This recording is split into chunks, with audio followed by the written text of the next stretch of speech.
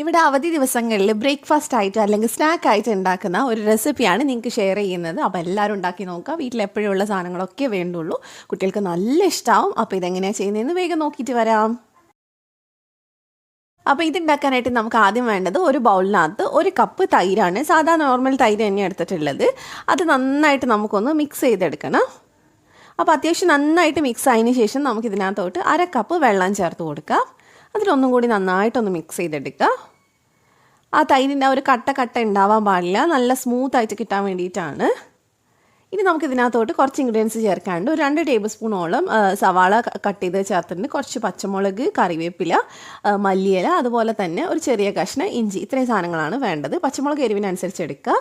പിന്നെ ഒരു 1/2 ടീസ്പൂൺ ചെറിയ ജീരകം ഉണ്ടെങ്കിൽ ജീരകം ചേർക്കുക. അതില്ലാത്തതുകൊണ്ട് പൊടിച്ചതാണ് എടുത്തിട്ടുള്ളത്.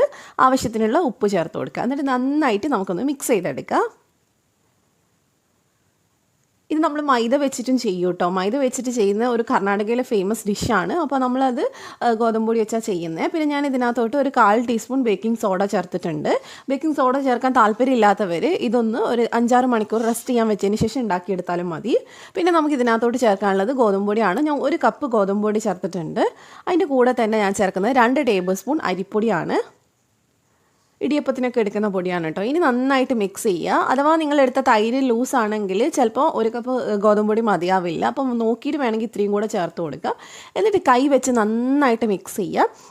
ഇത് ദോശമാവ് പോലെ ഒരുപാട് ലൂസായി പോകരുത്. ഈ ഒരു കൺസിസ്റ്റൻസി തന്നെ വേണം. നമുക്ക് കയ്യിൽ ഇങ്ങനെ ജസ്റ്റ് എടുത്തിട്ട് എണ്ണയിലേക്ക് ഇടാൻ പറ്റുന്ന ഒരു പരുവാണ്. അപ്പോൾ നന്നായിട്ട് ഞാൻ കൈ വെച്ച് 2 മിനിറ്റ് മിക്സ് ചെയ്തതിന് ശേഷം ഇതിനെ ഒരു 2 മണിക്കൂർ മാറ്റി വെക്കുന്നുണ്ട്. അപ്പോൾ 2 മണിക്കൂർ ഇപ്പോൾ കഴിഞ്ഞിട്ടുണ്ട് കേട്ടോ. അതിന് ശേഷമാണ് ഞാനിതെടുത്ത് കാണിക്കുന്നത്.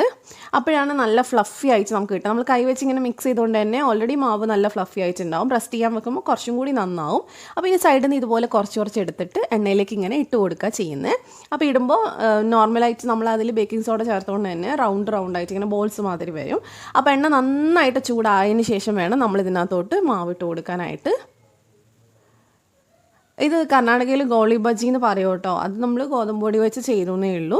ഇവിടെ കുട്ടീസിനൊക്കെ ഭയങ്കര ഇഷ്ടമാണ്. അതുപോലെ തന്നെ എല്ലാവർക്കും ഇഷ്ടമാവും കേട്ടോ, കുട്ടികൾക്ക് മാത്രമല്ല.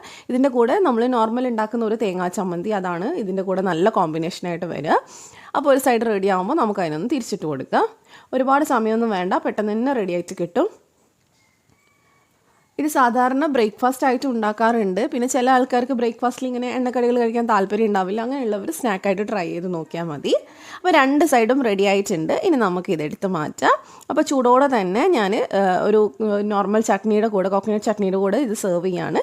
അപ്പോൾ ചൂടോടെ ഇരിക്കുമ്പോൾ പുറം നല്ല ക്രിസ്പി ആയിട്ടുണ്ടാവും, ഉള്ളിൽ നല്ല സോഫ്റ്റ് ആയിട്ട് ഉണ്ടാവുക. അപ്പോൾ എല്ലാവരും ട്രൈ ചെയ്ത് നോക്കുക. ഇതുപോലത്തെ റെസിപ്പീസിന് വേണ്ടി ധ്യാൻസ് കണ്ണൂർ കിച്ചൺ ഒന്ന് സബ്സ്ക്രൈബ് ചെയ്യുക. ഫേസ്ബുക്കിലെ കാണുന്നതെങ്കിൽ പേജ് ഒന്ന് ഫോളോ ചെയ്യുക. താങ്ക്